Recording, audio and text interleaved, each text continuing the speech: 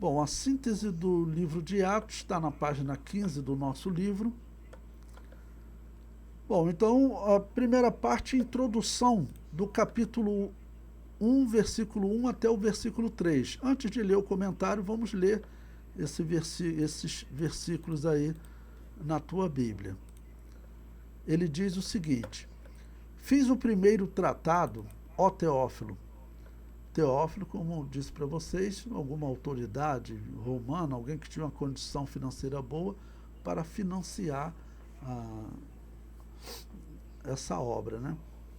Acerca de tudo que Jesus começou não só a fazer, mas a ensinar, até o dia em que foi recebido em cima, depois de ter dado mandamentos pelo Espírito Santo aos apóstolos que escolheram. Ou seja, aqui ele falou do Evangelho de Lucas. Então, eu fiz o primeiro tratado, o Evangelho de Lucas. Aí no versículo 3, aos quais também, depois de ter padecido, se apresentou vivo com muitas infalíveis provas, sendo visto por eles por espaço de 40 dias, e falando do que respeita ao reino de Deus.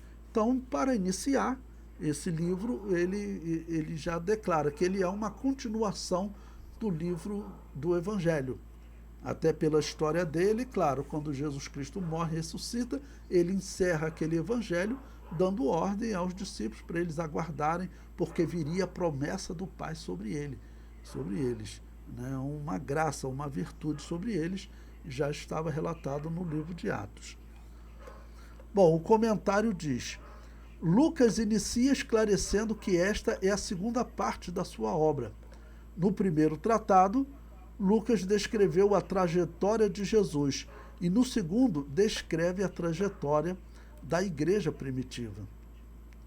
Os dois tratados foram direcionados a um cristão identificado como Teófilo. Bom, como nós falamos da data, provavelmente na década de 60, né? Nesse período, ele seria uma autoridade em Roma que teria, pela sua condição financeira, financiado essa obra. Teófilo, no Evangelho de Lucas, o define como excelentíssimo. Esse termo é tradução do grego kratiste, botei até as letras em grego aí, se algum dia você tiver interesse em estudar grego, né? Mas principalmente você deve ter um bom dicionário de grego para você poder ver o significado das palavras, né? Então, essa palavra, que aparece 4 vezes no Novo Testamento, foi utilizada para descrever o governador Félix. Está lá em Atos 23, 26, Cláudio Lícias a Félix, potentíssimo governador, saúde. Então, era uma saudação para uma autoridade. Então, esse Teófilo, ele seria uma autoridade assim. Atos 24, versículo 3 também, visto como por ti temos tanta paz, e por tua prudência se fazem a este povo muitos e louváveis serviços, sempre em todo lugar, ó potentíssimo Félix, com todo o agradecimento o queremos reconhecer. Ou seja, se dirigindo a esse governador com esse mesmo título que Teófilo foi saudado no livro de Atos. Então, daí que vem a conclusão que ele seria, então, uma autoridade. Também um procurador romano, chamado Festo, em Atos 26, 25, diz: mas ele disse, não deliro, ó potentíssimo. A mesma palavra foi utilizada para descrever essa autoridade. Então, era como um governador, uma autoridade, né? Antes disso, palavras, ó potentíssimo Festo. Antes digo palavras de verdade e de um são juízo.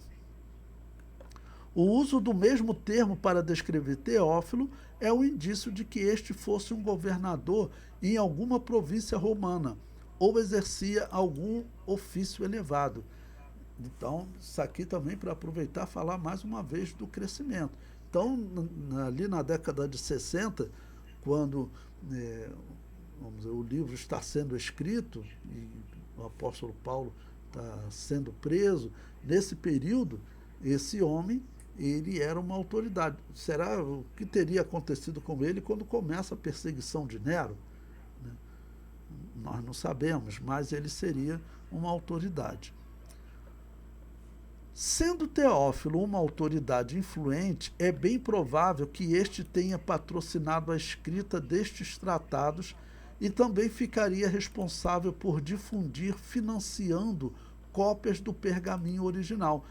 Porque além deles, vamos dizer, ser caríssimo você escrever, o tempo que foi dedicado para escrever em peles de animais, como eram pergaminhos que eles usavam nesse período, poderiam usar papiro também, papiro ainda era usado, mas se fosse usar num pergaminho, não era como você escrever com uma caneta hoje, num papel lisinho, não, aquilo era algo trabalhoso, demorado. Então, você fazer uma cópia, assim, você poderia levar 6 meses. Eu vi o livro de Isaías, uma vez eu vi um comentário dizendo que um rabino, um escriba que vivia de fazer cópias, ele levava 6 meses para fazer a cópia de um livro do profeta Isaías. Copiar o livro do profeta Isaías, 6 meses para copiar. Então, até para financiar cópias para distribuir para as igrejas. Porque, claro, as igrejas, elas eram pobres. Agora, com a perseguição, vai ficar pior. Então, essas pessoas que se convertiam é que ajudavam. A tradição diz que Teófilo era cidadão de Antioquia e se converteu ao ouvir a pregação de Pedro. Teófilo teria cedido um grande salão em sua casa para a reunião dos cristãos. Bom, no versículo 3, também ele usou uma expressão que ele disse: se apresentou vivo, com muitas infalíveis provas. Ou seja, ele vai começar a descrever, ele está, considerando o momento que ele está escrevendo, lá nos anos 60, vou botar no ano 60, eram cerca de 30 anos depois dos acontecimentos, da morte de Jesus. Eram cerca de 30 anos de história que ele vai contar. Até o momento que o apóstolo Paulo morre. Jesus morre ali próximo do ano 29, 30, número redondo. Se nós estamos no ano 60, 61, 2 até 65, então são 20, 25 anos. 30, 35 anos de história que ele está contando. Então, ele começa falando daquelas testemunhas vivas, diz que Jesus se apresentou vivo com muitas e infalíveis provas. Ok? Eu comento. Aqueles que viram Jesus durante o seu ministério terreno, viram-no morto e, por fim, ele se apresentou após a ressurreição. Lucas utiliza o termo grego tetimérios, que se traduz por provas infalíveis. Este termo também poderia ser traduzido por prova cabal, ou ainda prova infalível, né? Ali é a única vez que esse termo aparece em todo o Novo Testamento. Então, é interessante essa palavra que ele, vamos dizer, para transmitir convicção, algo que uma grande quantidade de pessoas eram testemunhas. Provavelmente Teófilo, pela história, pelo que diz, né, ele aceitou Jesus depois, então ele não viu o nascer da igreja. Ele não estava entre aqueles 500 e outros, né, que viram Jesus ressuscitado. Eles não estavam. Ele não estava, né? Então, ele precisava de uma palavra de convicção. É interessante a transmissão dessa convicção. Se você vê a primeira epístola de João, ele começa a epístola e ele utiliza diversos termos, dizendo que eu vi, né, Jesus, eu toquei, nós tocamos a palavra da vida, confirmando que ele era uma testemunha ocular. Aquilo era muito significativo. Tanto que a morte de João, que seria talvez a última testemunha ocular, pode ter tido outros, né, mas dos mais conhecidos, dos apóstolos, a última testemunha ocular na história da igreja é comentado que, vamos dizer, é uma mudança no testemunho. você está com alguém que ele dizia, eu vi, eu conversei, eu toquei. Então, por isso, você pode observar no capítulo 1, nos primeiros versículos, ele utiliza muito esses termos. Bom, ainda no versículo 3 diz, sendo visto por espaço de 40 dias. Então Jesus foi morto durante a Páscoa e ressuscitou, né? Ele ressuscita no domingo. A Páscoa era um dia que não era fixo na semana. Vocês sabem que a Igreja Católica assumiu na história que Jesus morreu na sexta-feira, por isso existe até hoje a Sexta-feira Santa, mas biblicamente nós não sabemos qual o dia da semana que Jesus morreu. Os católicos assumiram que Jesus morreu na sexta-feira porque diz que o dia seguinte era um sábado, um sabá. E para nós o sábado é sempre o sétimo dia da semana, mas para o judeu não.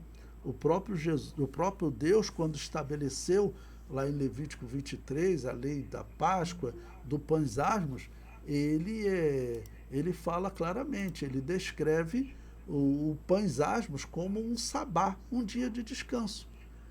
Então, se a Páscoa, por exemplo, se Jesus morreu na quarta-feira, como parece ter sido, a quinta-feira, o dia seguinte, o pães asmos era um sabá. Então, não significa que era o sétimo dia da semana. Então, nós não sabemos o dia da semana que Jesus morreu. A Sexta-feira Santa é uma interpretação católica, mas que não está correta. Mas o dia da ressurreição nós sabemos que é o domingo. E o dia do Pentecostes também nós sabemos, é um domingo. Porque Jesus, ele ressuscita, estava profetizado nas primícias, que tinha que ser no domingo. E 50 dias depois, se você contar, vai cair também no domingo. Por isso que o Pentecostes será no domingo. Então, depois que ele ressuscitou, por 40 dias ele esteve aqui na terra sendo visto pelos homens, né? Eu comento.